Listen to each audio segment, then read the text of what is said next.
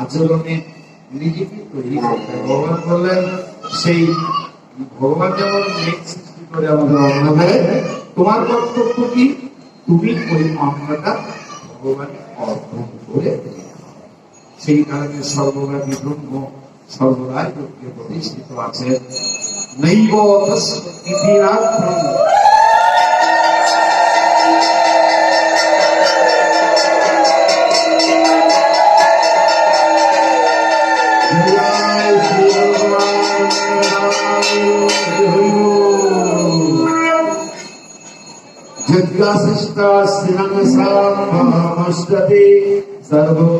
তুমি যোগ্য অবশিষ্ট অন্ন যোগ্য অবশিষ্ট অন্ন, অর্থাৎ তুমি ভগবানকে নিবেদন করে গেলে যোগ্য অবশিষ্ট অন্ন খাও। अन्ना भवन्ति भूतानि प्रज्ञानद संभवा, তুমি যদি ভগবানকে নিবেদন করে না খাও, যজ্ঞরো ভবন্তি পঞ্চজন্ম যজ্ঞ কর্ম সমদ্ভবা, তুমি তোমার ভগবানকে নিবেদন করে যদি না খাও, তাহলে কি হবে? অমৃত খাও। আর অমৃত খেলেই কি হবে? কর্ম ব্রহ্ম ভবন বৃদ্ধি ব্রহ্মস্কর সমুদ্ভব, যা কিছু আছে সব ভগবানের থেকে এসেছে। তস্মাৎ সর্বদান ব্রহ্মনিত্যঞ্জলি প্রতিষ্ঠিত, এবং সমস্ত কর্মেই ভগবান প্রতিষ্ঠিত আছেন। অতএব এবং প্রবর্তিত চক্র, এটা চক্রাকারে ঘুরছে।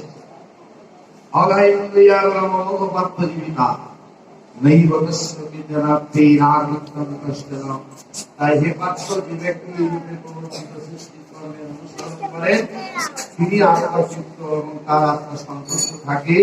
অতএব তুমি তোমাকে সন্তুষ্ট রাখার চেষ্টা করো। হে অর্জুন, অতএব তুমি অনাসক্ত থাকে সর্বদা কর্ম পালন করো, কারণ অনাসক্ত পুরুষ কর্মের দ্বারাই পরমেশ্বরকে লাভ করেন। কেমন? সেই যে সীতা দেবী বাবা জনগাদি ঋষি, তারা সংসার করতেন, কিন্তু সংসারটা কেমন করতেন? ভাগ করে দিতেন। আমি এত সময় কাজ করবো ইনকাম করার জন্য, এত সময় জব করবো, এত সময়, এই যে সংসারটাকে ভাগ করে দিতে। আমাদের মাগুরে একটা ভাষা আছে না, তামাম দিনই কি নাইতে বেড়াতে, তামাম দিন নাইতে বেড়াচ্ছে, তামাম মাগুরে ভাষা না, এটা ভাগ করে দিতে হবে। এতটুকু সময় এই করবো আমি, এতটুকু সময় এই করবো, এতটুকু সময় এই করবো। আমার দিন বাদ কামবো সংসার করবো, তার জন্য আমি পৃথিবীতে জন্মগ্রহণ করেছি। আমার অনেক বাবারা আছেন, অনেক মায়েরা একটু ভক্তি শক্তি বেশি দেখালে পাগল হয়ে গেছে। আবার অনেক মারা আছেন, কোন বাবা যদি ভক্ত হয়ে যায় পাগল হয়ে গেছে। পাগল হয়ে যদি ভালো হয় ভালো, তাই নিজেকে একটা রুটিন করে দিতে হবে। আমি এতটুকু সময় মানবগণ অচিরাত পথে অনুসরণ করিবে, কর্ম ত্যাগ করিয়া না, কর্মের ভিতর থাকিয়া এবং বন্য সম্পদ সৃষ্টি না করিয়া, প্রজা বিনাশের কারণ না হইয়া তুমি তোমার সঠিক কর্মের ভিতর তুমি থাকো। জ্ঞানী পুরুষ কর্মে আসক্ত বা জ্ঞানী নিষ্কাম কর্মের কথা বলে। হে মহাবাহু, তুমি সকাম নিষ্কামে ভেদ না জানে জ্ঞান, নিজে কর্ম করি জ্ঞানী তাহার সম্পন্ন প্রকৃতি গুণে কর্মরত নারী নিজেরাই তত্ত্ববাদে। এখানে জ্ঞানী আমি করি, আমার বাড়ি, আমার গাড়ি, আমার ঘর, আমি কাজ করি, আমি রান্না করেছি বলে তো তোমরা খেয়ে দে, আমি রান্না না করলে তোমরা খেতে না। চাল এনেছে কে, জল এনেছে কে? একটা কথা শোনো, মহাপ্রভু এক করে দিয়েছিল। কেন? উনি প্রথম যেবার বিয়ে করেন, বিয়ে করার সময় নমসূত্র পাড়ায় প্রথমে নিমন্ত্রণ করেছে। ব্রাহ্মণরা তো কেঁপে গেল, নমসূত্র পাড়ায় কেন নিমন্ত্রণ করলেন? ইমান তুমি এক করো। কিছুদিন পরে দেখবে পারা যাচ্ছে না, তাহলে তোমার আবার সমাজে উঠিয়ে দিতে পারি। কি করবে?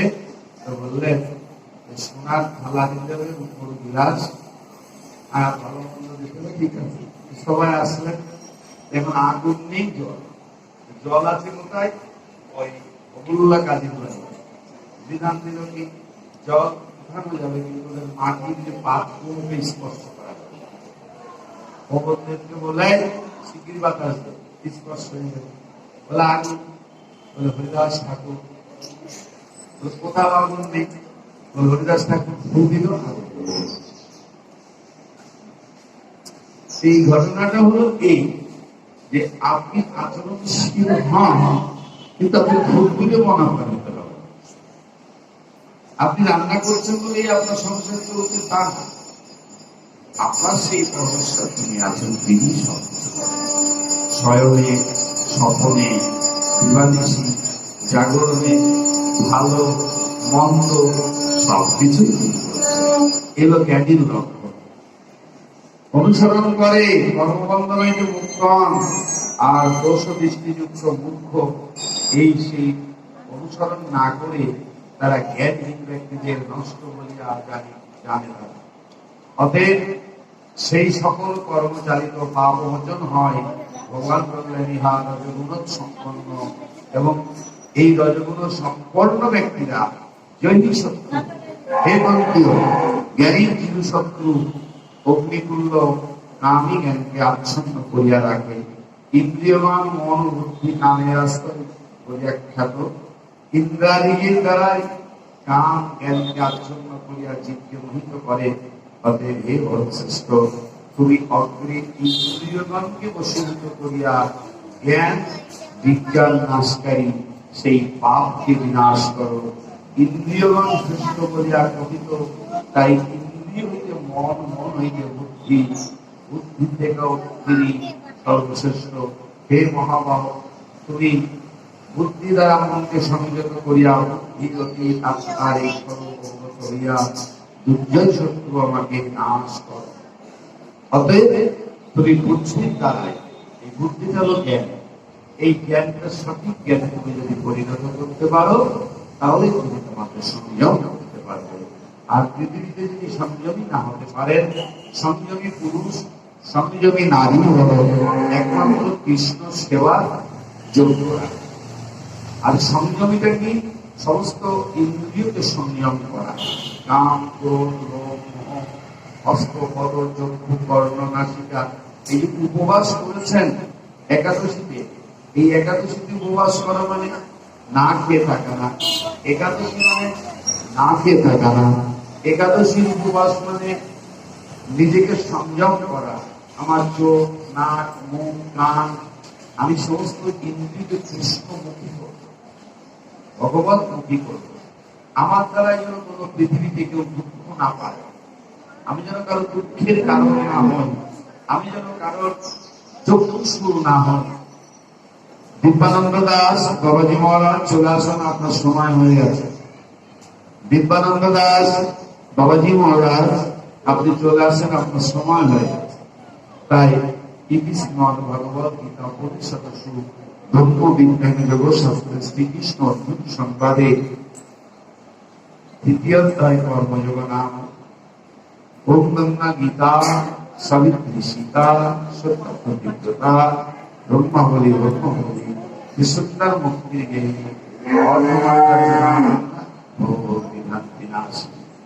বেদত্রয়ী হরে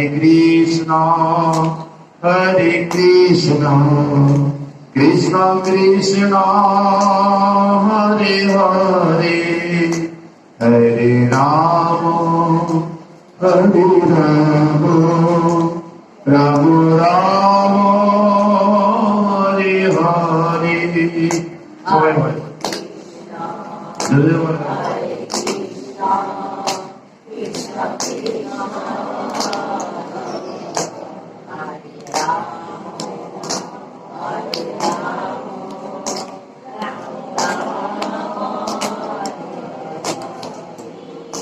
Hare Krishna, Hare Krishna, Krishna Krishna, Hare Hare, Hare Ram, Hare Ram, Ram Ram, Hare Hare. Hare Krishna, Divyananda Das চলে আসেন।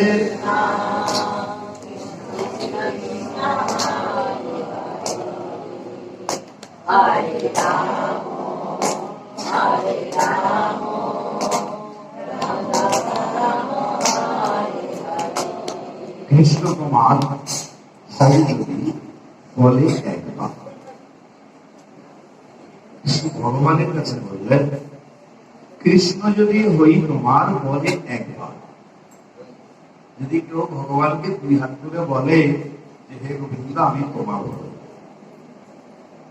মায়াবন্ত হইতে কৃষ্ণ তারে করে পা। যত প্রকার এতক্ষণ যে মায়ের কথা শুনলেন, মায়ের কথা শুনলেন না মিথ্যা, যে মায়া আঁকড়ে ধরে, যে মায়ার দ্বারায় পৃথিবীতে সবকিছু নষ্ট করে, যে মায়ের দ্বারায় কৃষ্ণ প্রাপ্তি হয় না। বৈষ্ণব ধর্মের সিদ্ধান্ত দিলেন কি, কৃষ্ণ তোমার হও যদি বলে একবার, মায়াবদ্ধ হইতে কৃষ্ণ তারে করে। তার হরিভক্তি বিলাসের একটা শ্লোকে বললেন, শক্তি দেব প্রপন্ন যশবাণী প্রচারতি অবয়ং সর্বদা তস্মৈতং ব্রহ্ম ব্রতম মম। যে ব্যক্তি শরণাগত হয়ে একমাত্র বলে হে কৃষ্ণ আমি তোমারই, তাহলে তাকে আমি অভয় নাম করে থাকি। আমি কি বলি, আমি তো বহুজনের হয়ে গেছি। ছেলের তার ছেলে হয়েছে, নাতি ছেলে, নাতি ছেলে, নাতি ছেলে হয়েছে, তার হয়ে গিয়েছে। একটা ভক্তের সঙ্গে আছে, লজ্জা করে। আরে নিজেরটা হয়েছে, নিজেরটা হয়ে গেছে,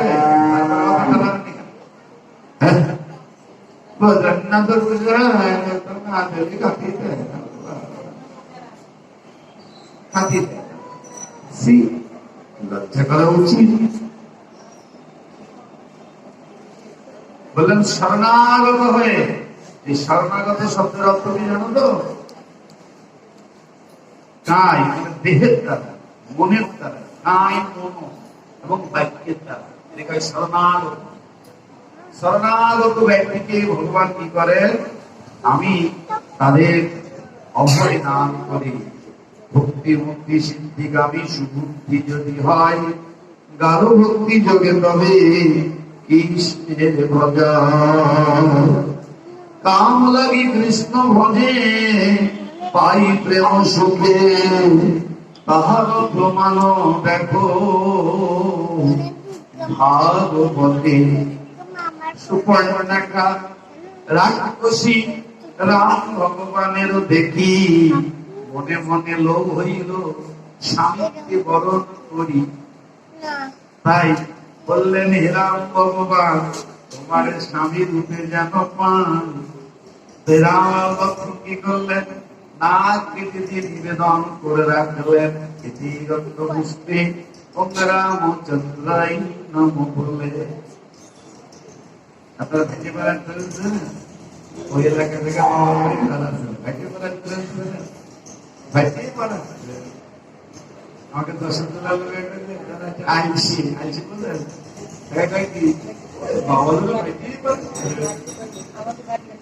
আমরা কিন্তু দেখতে নিয়েছি ফরিদপুর থেকে ব্যাটি প্রমাণে ট্রেন চলতেছে, গণকায়দায় ট্রেন চলছে, তারা বাথরুম করে আবার ট্রেনে উঠল।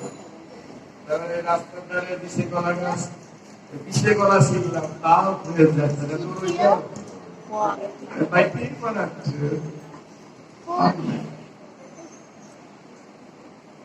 সব কাজে আমার সময় আছে, কিন্তু ভাইকে পারে চলে না।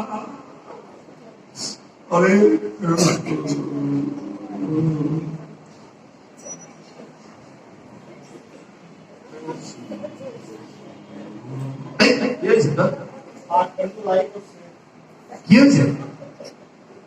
অন্য সময় তো ভালোই পারো, আর এখন হরে কৃষ্ণের ঘুমাই করতেছে। একজনের নাম জপ করতে দেবে, ঘুমাই করিয়ে ওই নামে করার সময় হলো ও মাসে ভ্যানিটি ব্যাগ না পিস্তলের না পিস্তল তারে দিলি তো তোর ঘুম আসে করে কৃষ্ণ কষ্ট ঘুম অপরাধী ও জন্ম জন্মান্তরের অপরাধী কৃষ্ণ বলে কাঁদে না, কৃষ্ণ বলে তো চোখে জল আসে না, ওর কৃষ্ণ বলে কখনো ভালোবাসা জন্মায়নি, মুখ দেখানো সব করে। তুমি ঘরে থাকো আর গাছতলায় থাকো, যেখানেই থাকো না, তাই ভগবান বলেন ভক্তি মুক্তি সিদ্ধিগামী সুবুদ্ধি যদি হয়, ভগবান কি করেন? গাঢ় কৃষ্ণ ভক্তি যোগে কৃষ্ণরে ভজন। অতএব অন্য কামে যদি করে কৃষ্ণের ভজন, কাম লাগে কৃষ্ণ ভজে পাই সুখে। আপনি অন্য কামনা করে যদি গোবিন্দের ভজন করেন, না মাগিতেও কৃষ্ণ তারে দেয় সচল। ঠিক আছে? কত বড় পবিত্রতম কথা। কৃষ্ণ ভজন আমি করবো না, হ্যাঁ ওই বুধবার দেওয়া দোষটি বুঝে বেড়ায় কি হবে? হ্যাঁ বললেন আমি সচল নাম বিরোধের বিষয় ভুল যাই, কৃষ্ণ কয়ে আমাকে মাগে বিষয় অমৃত সারি বিষ মাগে এই বড়। কৃষ্ণ মন্ত্রে দীক্ষা নিয়েছেন আপনার স্ত্রী গুরুদেব, কৃষ্ণ মন্ত্রে দীক্ষা নিয়েছেন আপনার গুরুদেব সিদ্ধাই গুরুদেব। বলে কৃষ্ণ ভজন করে আপনি কেন বিষয় সুখ চান? রবীন্দ্রের কাছে বিষয় সুখ চেতে আছে? লক্ষ্মী নারায়ণ করে চাতে, মা কালীর কাছে আপনারা বিষয় সুখ চান, মা কালী বিষয় সুখ দেন না। কৃষ্ণ এবং কালী এটা হলো সাধকের দেবতা, সাধকের বিগ্রহ। এই জন্য এই দুইজনকে পুজো যখন তখন করা যায় না, যে সে করতে পারে না, সাবধানে করতে হয়। সংসারী লোকরা কি পুজো করবে? লক্ষ্মী নারায়ণ পুজো করবে, রাম সীতার পুজো করবে, শ্রী দুর্গার পুজো করবে। কৃষ্ণ পুজো করতে গেলে আপনার পুজো সেবা জানতে হবে, এগিয়ে হতে হবে। আর কালী পুজো করতে গেলে শ্মশানে বসতে হবে। শ্মশান ছাড়া তো মা কালী থাকেন না, মা কালী যেখানে থাকেন সেখানেই তো শ্মশান, কারণ মা কালীর তো শ্মশান হয়নি। তাই মা কালী যেখানে বসেন সেখানে শ্মশান করবেন। ওটা কি মা কালীর দোষ না আমার দোষ? আমার দোষ। আর কৃষ্ণ পুজো করতে গেলে আপনার সখীর আনুগত্য হতে হবে, সক্রিয়া সুখ ত্যাগ করতে হবে। এদিকে আপনি সক্রিয়া সুখ পরিপূর্ণ ভাবে আছে, বড় একটা দাদা কৃষ্ণ কিনে নিয়ে আইছেন,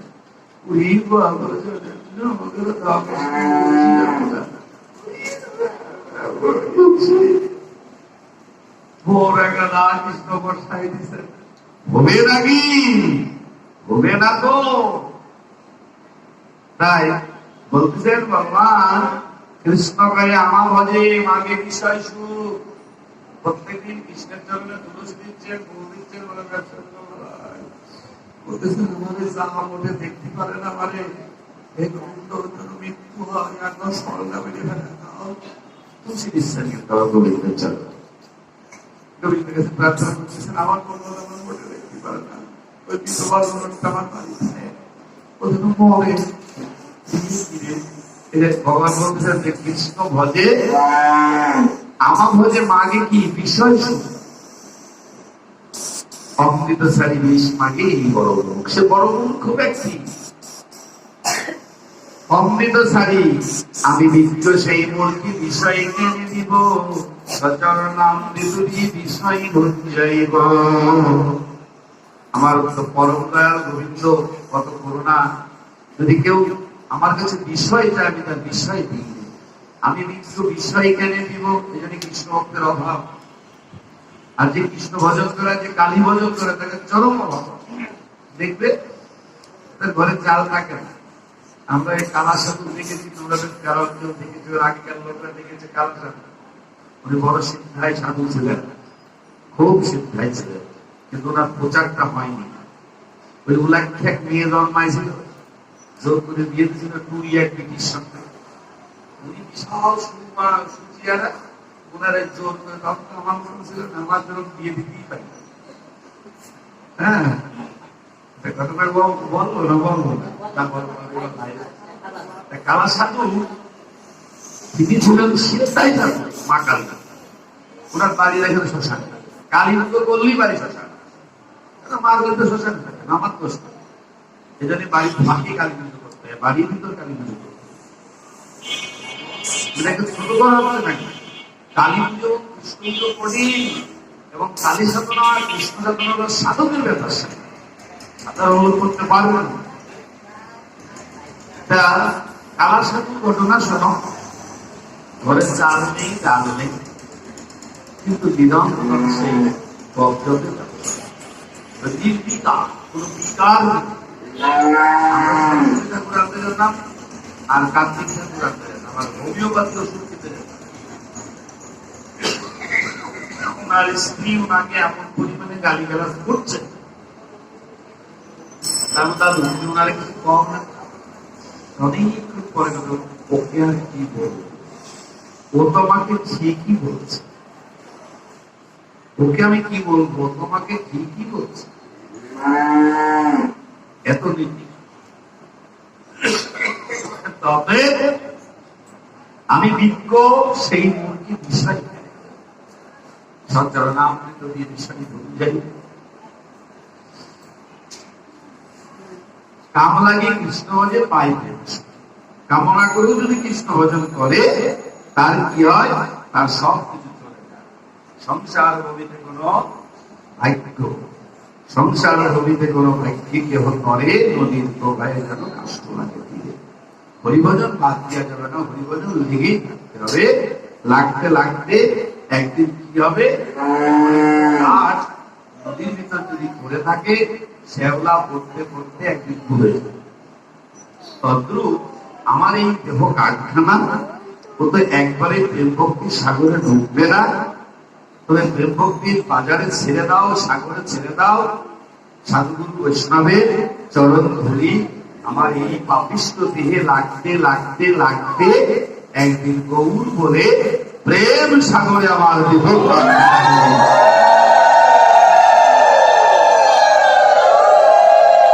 নদীর প্রবাহে যেন কাষ্টরানি দিয়ে সিদ্ধান্ত করতে পারবে। একটু পরে সংসার ভূমিতে কোনো ভাগ্য কেউ নয়, ভ্রমণ করতে করতে কেউ চলে যায়, নদীর প্রবাহে যেন কাষ্ট লাগে। এই সান্তার বাবা আমাদের গুরুদেব গোলাল বাবা, ওদের কাছ থেকে 2 লাইনে অর্থ দান 10 দিন লাগে। চিন্তা ভালো করে পড়ো, একমাত্র দর্শন আমাদের। কোন ভাগ্যে কারো সংসার ভয়ানক মুখ হয়, এই ভজন করতে করতে সংসারের প্রতি বিতৃষ্ণা হয়। সংসার ছাড়া কিন্তু কঠিন নয়, এজন্য রাগ করে না, রাগ করে সে চলে যাচ্ছে, তার মৃত্যু হবে, মানে আত্মহত্যা করে। হাতে একটা লক্ষ্য, কোথায় যাচ্ছে তুমি, থাকবো না,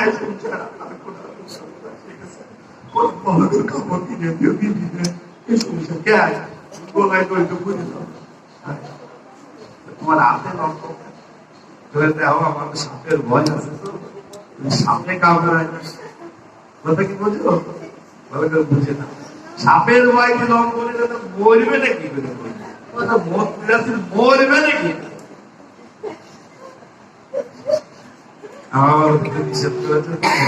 কোন ভাগ্যে কারো সংসার ভয়ানক হয়, ও সেটা খায় না। এই করোনার মধ্যে আমাদের সংসার চলে না, ভালো মন্দ খাচ্ছি। তাহলে শুনি ইলিশ মাছ কত করে কেজি, 1000 টাকা 1200 টাকা। বাবা 1200 টাকা কেজি, আমরা করি 50 টাকা খাই, 50 টাকা কেজি মটরের দাম, ওইটা একদিন আনলে আমাকে এই বেলা বলা 2 বেলা হয়ে যাবে। আলু বা পেঁপে, চাল, টাকা, তাই তোরা ওসব কথা কইস, আমরা ভালো মন্দ তোদের 1 কেজির দাম 1200, আর আমাদের 1 কেজির দাম মোটিয়ে 50 টাকা। মানে আমরা ভালো মন্দ খাই, ওরা ভালো খায়। আমাকে ব্যাধিটা নেই, আমাকে কোনো কিছু নেই, ওদের এত কিছু আছে, এত ভালো মন্দ খাইছে, আবার আমাকে কোন নাম করে সেটা ভালো মন্দ খায়, বলে ঘি খাই, বলে ঘি তো 1200 টাকা কেজি, 1 কেজি ঘি যদি কেন তুমি তোমার মাত্র 20 দিন খেতে পারবে, বাড়িতে 4 জন ফ্যামিলি এক চামচ করে খাবো। পুরা বেশি খাস না আমরা বেশি খাই, খালি কেন আমরা দুধ বেশি, আর আমাদের সাথে তো একদম খুব নেই, ওই আমাকে পরটা দিয়ে যায়, তুই আয় তোরে ভেন্ডি ব্যাগটা গুলো বাদ দিয়ে আমাকে না, প্রত্যেক তরকারি বানাবি, থালা দিবি, তোকে খেতে দেবো, ভালো ভালো কাপড় দেবো, কি পারবো যাই এসি বিল্ডিং এত শুক্রবার মানা কিন্তু আসা যায় না, এতে বুঝাবি না ওতে বুঝাবি না, সাইডে নিয়ন্ত্রণ করিস কেন, ভালো ভালো খায়। আমি শুনি অপরাধ নিয়ে না, আমার বাবা তো একদম দুটি করে কিন্তু আটে ঘুরিয়ে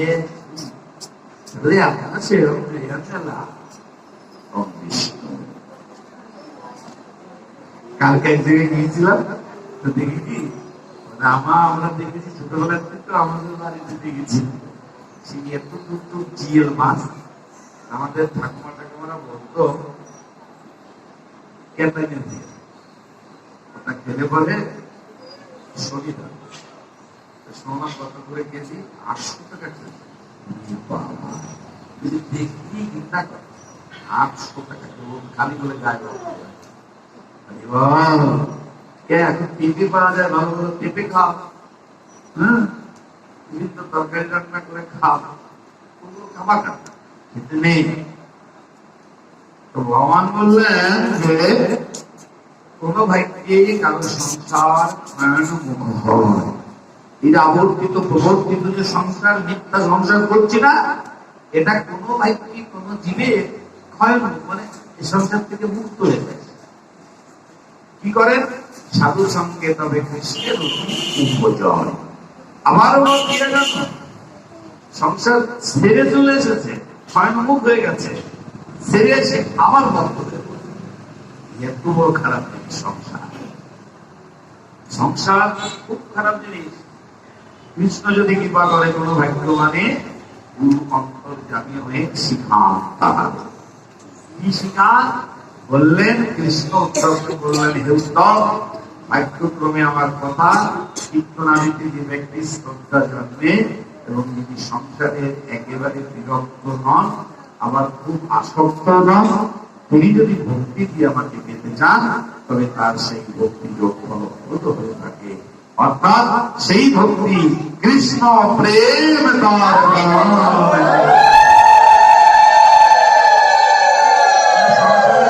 টানও নেই, আবার টানও আছে, এরকম দোয়াশলা খুব থাকতে সংসার।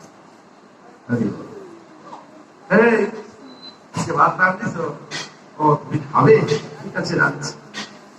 পোশাক খায় না, স্বামী স্ত্রী দুইজন, স্ত্রী পোশাক খায়, ও খায় না। ভাত রাঁধতেছিস, ও তুমি খাবে, ঠিক আছে। কৃষ্ণ যদি কৃপা করে কোন ভাগ্যবানের গুরু অন্তর্যামী হয়ে অন্তর্যামী গুরু শিখান, তাহারে মহৎ কৃপা বিনা কোন কার্য সিদ্ধ নয়। কৃষ্ণ ভক্তি দূরে রহু, সংসার না যায়।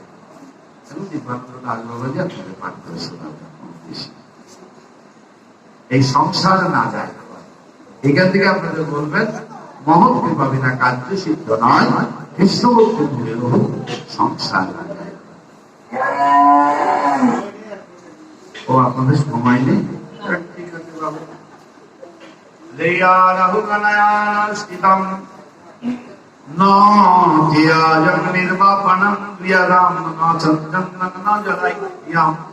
আপনারা কি ভরত মহারাজের কথা শুনেছেন? ভরত মহারাজের কথা শুনেছেন? বলো ভরত মহারাজ কি। আপনারা রাহুগণের কথা শুনেছেন? ভরত মহারাজের কি হয়েছিল শুনেছেন? এ তো খালি শুধু আশ্রমে যে কীর্তন করে না, আর আজকে এখন কীর্তনে ফাঁকি দিয়ে দিল, বলা নষ্ট হয়ে যাবে। কীর্তনে কোনদিন ফাঁকি দিতে নেই, সম্পূর্ণ পঞ্চতত্ত্ব গাইল না। আর একাদশী করে অত জল গায় না,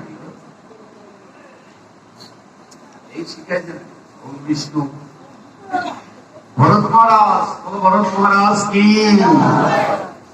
এই ভরত মহারাজের এই যে বললো না, কোনো ভাইকে কোনো জীবের মহৎ পাবে না, মানে কৃষ্ণ যদি কৃপা করে কোনো ভাগ্য মানে বহু অন্তর্যামী নিশিকান্তা। তো অন্তর্যামী গুরু মানে গুরু কিন্তু পুরস্কার ছাড়ে না। এই ভরত মহারাজ সিদ্ধাই হয়ে গিয়েছিল, একদম পুরুষ সিদ্ধা, কিন্তু ওই যে মায়াতে পড়ে গেল। এখন আপনি যে বারবার বলিতে ভ্যানিটি ব্যাগ নিয়ে বেড়ায় না, এই ভ্যানিটি ব্যাগের মায়া পড়ে যায়, বুঝলো? ভ্যানিটি ব্যাগের মায়াতে পড়ে যেতে হয়, পড়বে, অতি সস্তা না। এই ভরত মহারাজ, তার সামনে একটা হরিণ শাবক, তার মা মরে গেল, শাবকটি নিয়ে আসলেন আশ্রমে, তাকে বড় করতে লাগলেন, খাওয়ালেন, পড়ালেন, কম জম ধ্যান ধারণা পরিত্যাগ করে ওই হরিণের দিকে মন চলে যাবে যাবে। আমি আমার আশ্রমে যখন একা একা থাকতাম, আমি নিজে নিজে ঘর দেখতাম, উঠোন ঝাড়ু দিতাম, ফুল তুলতাম, গৌ গোবিন্দ সেবা করতাম, ফেনাবাদ আর দুধ খেয়ে ভিক্ষে চলে যেতাম। এরা আমার জীবন পড়ে দিচ্ছি। আবার 5 টাকা করে ভিক্ষা করতাম, হ্যাঁ, নিজে নিজে রান্না করতাম, মোটামুটি রান্না করতাম, বিকাশে 2-3 মা রান্না করতাম, কি সুস্বাদু রান্না। 7 বছর থেকে শাক মাছ নিয়ে এসে রান্না করতাম, 100 গ্রাম পেতে যেতাম, হ্যাঁ, কঠিন ব্যাপার।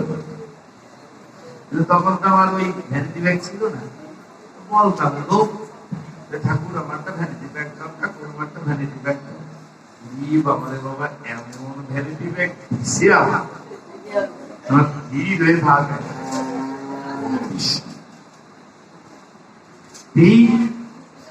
আপনি আপনার স্বভাবকে পরিবর্তন করা কঠিন, মনে পড়ে যায়। সব জব করতে বলছে না, ও কি কোন তো আসে না, কি ওই ভ্যানিটি ব্যাগে তো মনে হয়েছে কি, হ্যাঁ, বাবা